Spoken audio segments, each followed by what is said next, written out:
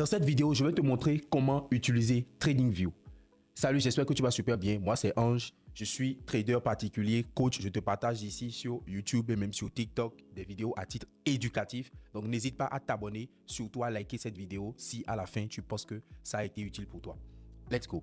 Déjà, il faut savoir que moi, personnellement, j'aime pas trop analyser sur MetaTrader.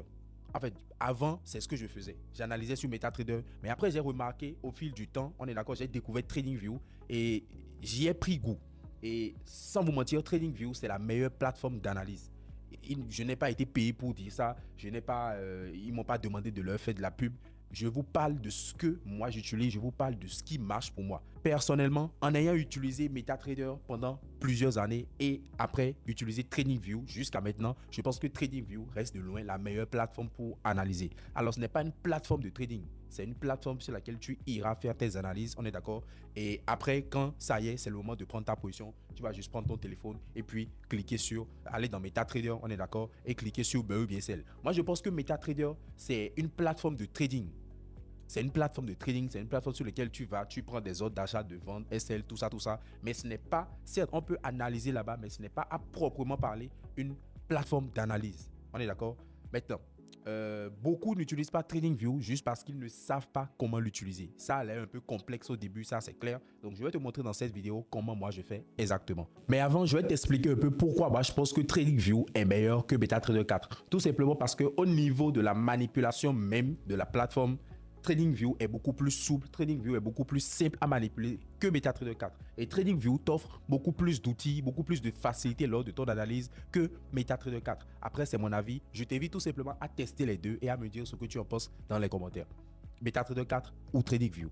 Dis-moi ça dans les commentaires. Allez, on continue. Déjà, pour utiliser TradingView, tu dois avoir un compte. Et pour avoir un compte, tu vas télécharger l'application. Donc déjà, tu peux aller sur Play Store ou bien Apple Store, tu télécharges l'application sur ton téléphone et puis tu ouvres ton compte directement sur ton téléphone. C'est beaucoup mieux. Ouvre ton compte directement sur ton téléphone. Ensuite, si tu as un PC, tu viens sur le PC, on est d'accord, et puis tu vas dans Google Chrome ou bien le navigateur que tu utilises et tu tapes TradingView téléchargement.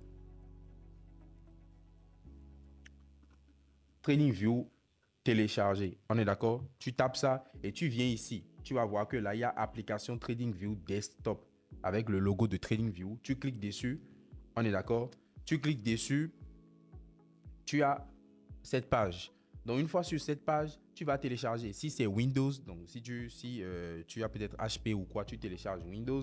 Si c'est Mac, comme ce que j'ai ici, tu télécharges Mac, Linux. Je sais pas c'est quoi Linux. Bref, j'espère que tu as compris. Donc, une fois que tu télécharges ça, on est d'accord, tu lances le téléchargement, ça va se télécharger. Ensuite, tu vas installer ça sur ton PC et puis tu auras accès directement à l'application comme ça. On est d'accord? Donc, déjà, c'est un peu ça. Voilà à quoi ressemble TradingView. Donc, déjà, tu vois que c'est beaucoup plus intéressant en termes de visuel, on est d'accord, que MetaTrader 4. En tout cas, pour moi personnellement. Après, le goût est relatif.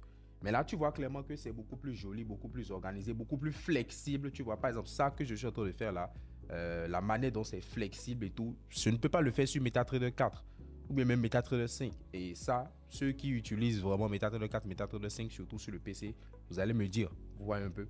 Bref, là, moi, j'ai mon compte déjà connecté. Donc, une fois que tu crées ton compte, tu viens à connecter ton compte sur le PC. On est d'accord? Sur le PC ou bien sur ton téléphone, bref, peu importe. Une fois que tu es dans la plateforme, première chose à savoir, c'est que là où il y a ma souris, là, donc essaie de suivre ma souris parce que c'est ça qui va vraiment te montrer là où je suis en train de cliquer et tout. Donc là où il y a ma souris, juste ici, en bas de publier, on est d'accord, ceci là, tu cliques dessus, c'est tout ce qui a rapport avec ta watchlist. C'est tout ce qui a rapport avec ta watchlist. Donc là où il y a les actifs, on est d'accord, là où il y a les actifs que tu vas ajouter, que tu vas surveiller, et ainsi de suite. Quand toi, tu vas créer ton compte, ça ne sera pas directement comme ça, tu vois.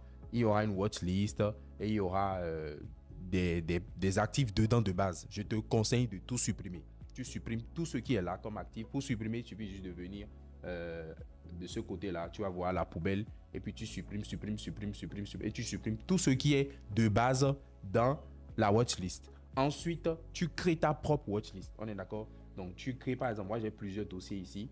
J'ai Forex Market, donc c'est le dossier dans lequel j'ai les paires Forex. il y a la liste rouge, je vais t'expliquer ça un peu plus tard. Il y a les crypto-monnaies. Donc, c'est des dossiers que moi-même j'ai créés, que toi aussi tu peux créer de ton côté. Il suffit juste de venir dans créer une nouvelle liste, tu vois, et puis tu crées un dossier, dans lequel tu renommes le dossier comme tu veux, on est d'accord. Et puis dedans maintenant dans le dossier, donc là je vais dans Forex Market, là tu peux maintenant ajouter maintenant en cliquant sur le plus ici, juste là, tu peux ajouter maintenant des actifs dans le dossier.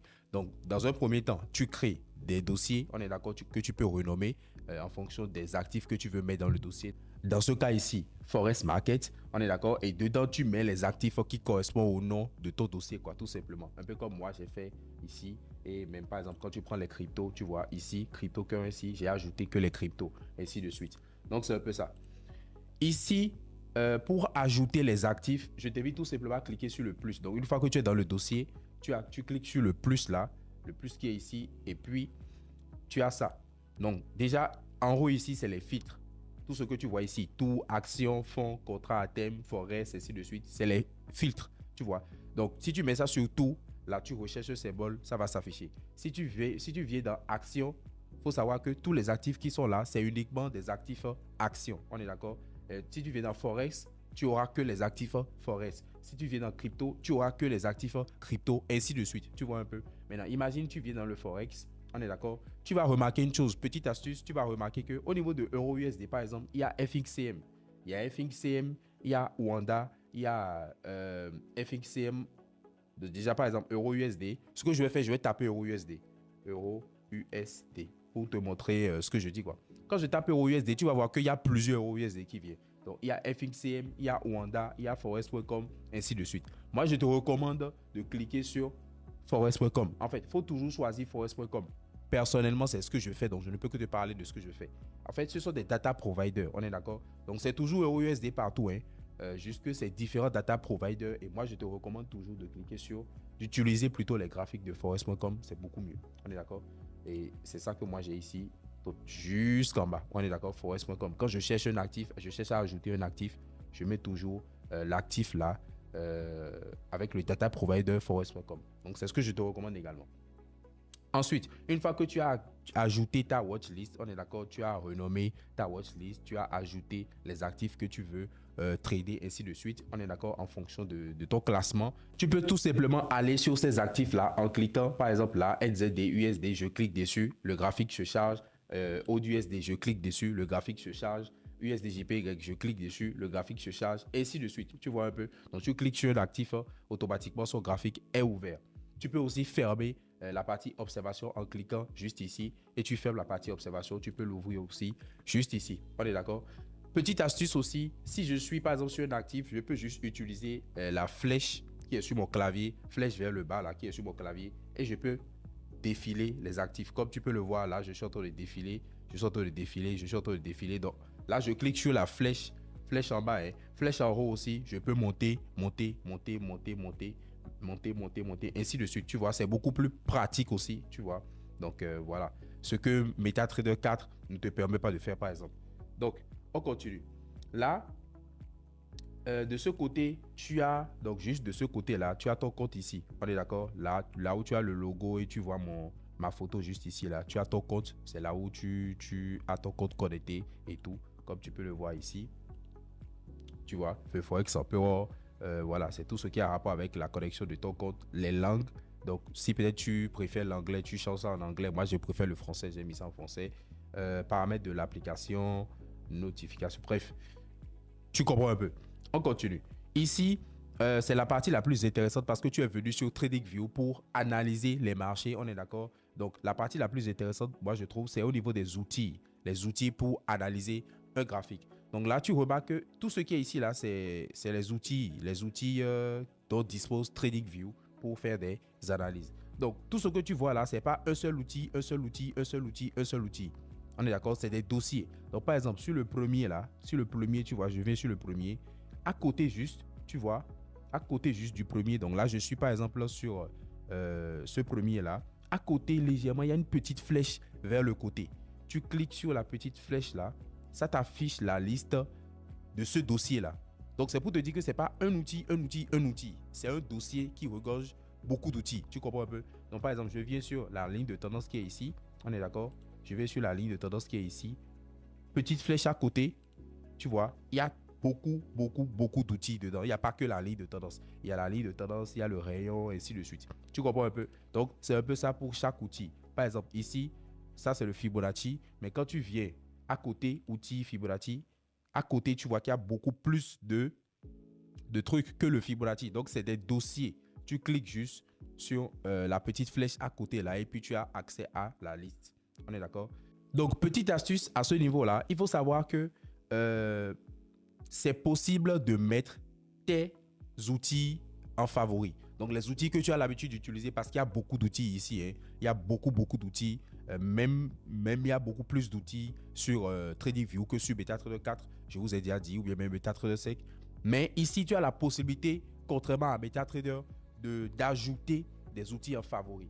Donc, tu ajoutes les outils que tu as l'habitude d'utiliser en favori pour ne pas à chaque fois venir ici. Par exemple, si je veux utiliser la ligne de tendance, je dois venir ici et cliquer ici avant de choisir la ligne pour utiliser. Par exemple, tu vois, c'est pas comme ça sur TradingView. Tu as la possibilité de mettre ça en favori. On est d'accord? Et ça se retrouve directement sur ton écran. Les outils que tu as l'habitude d'utiliser se retrouvent directement sur ton écran comme cet outil.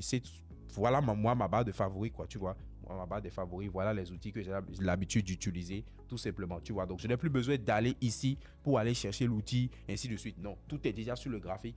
On est d'accord? Donc, j'utilise directement, je prends, par exemple, là, je veux pointer ceci, je prends, je pointe directement, je veux pointer ceci, je prends, je pointe directement. Donc, en fait, tout est déjà sur le graphique. Ça te facilite un peu la tâche, quoi, tout simplement, tu vois.